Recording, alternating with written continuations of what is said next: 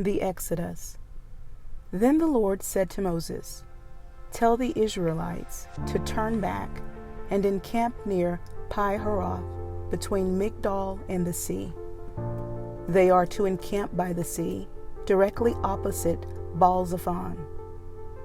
Pharaoh will think the Israelites are wandering around the land in confusion, hemmed in by the desert.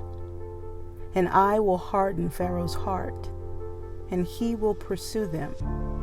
But I will gain glory for myself through Pharaoh and all his army, and the Egyptians will know that I am the Lord." So the Israelites did this. When the king of Egypt was told that the people had fled, Pharaoh and his officials changed their minds about them and said, "What have we done? We have let the Israelites go and have lost their services." So he had his chariot made ready and took his army with him.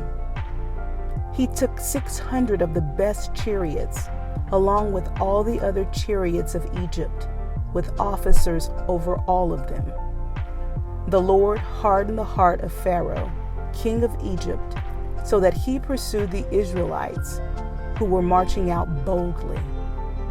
The Egyptians, all Pharaoh's horses and chariots, horsemen and troops, pursued the Israelites and overtook them as they camped near the sea near Pi-hahiroth, opposite Baal-zephon.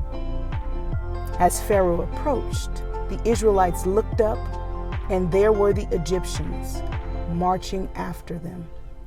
They were terrified and cried out to the Lord. They said to Moses, "Was it because there were no graves in Egypt that you brought us to the desert to die? What have you done to us by bringing us out of Egypt? Didn't we say to you in Egypt, 'Leave us alone. Let us serve the Egyptians'?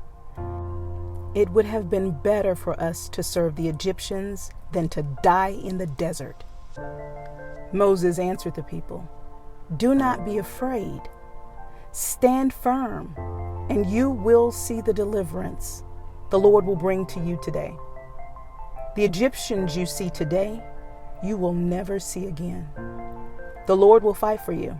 You need only be still." Then the Lord said to Moses, "Why are you crying out to me? Tell the Israelites to move on. Raise your staff and stretch out your hand over the sea to divide the water, so that the Israelites can go through the sea on dry ground. I will harden the hearts of the Egyptians, so that they will go in after them. And I will gain glory through Pharaoh and all his army, through his chariots and his horsemen. The Egyptians will know that I am the Lord when I gain glory through Pharaoh, his chariots, and his horsemen." Then the angel of God, who had been traveling in front of the Israel's army, withdrew and went behind them. The pillar of cloud also moved from in front and stood behind them, coming between the armies of Egypt and Israel.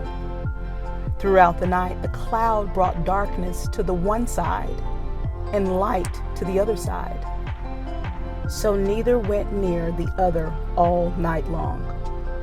Then Moses stretched out his hand over the sea, and all that night the Lord drove the sea back with a strong east wind and turned it into dry land.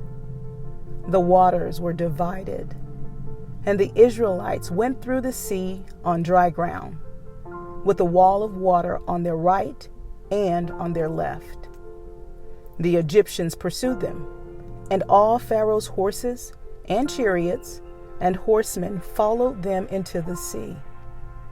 During the last watch of the night, the Lord looked down from the pillar of fire and cloud at the Egyptian army and threw it into confusion.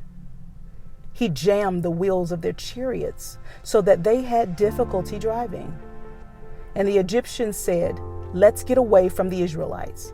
The Lord is fighting for them against Egypt." Then the Lord said to Moses, "Stretch out your hand over the sea, so that the waters may flow back over the Egyptians and their chariots and horsemen. Moses stretched out his hand over the sea, and at daybreak the sea went back to its place. The Egyptians were fleeing toward it, and the Lord swept them into the sea. The water flowed back and covered the chariots and horsemen, the entire army of Pharaoh that had followed the Israelites into the sea. Not one of them survived. But the Israelites went through the sea on dry ground, with a wall of water on their right and on their left. That day the Lord saved Israel from the hands of the Egyptians, and Israel saw the Egyptians lying dead on the shore.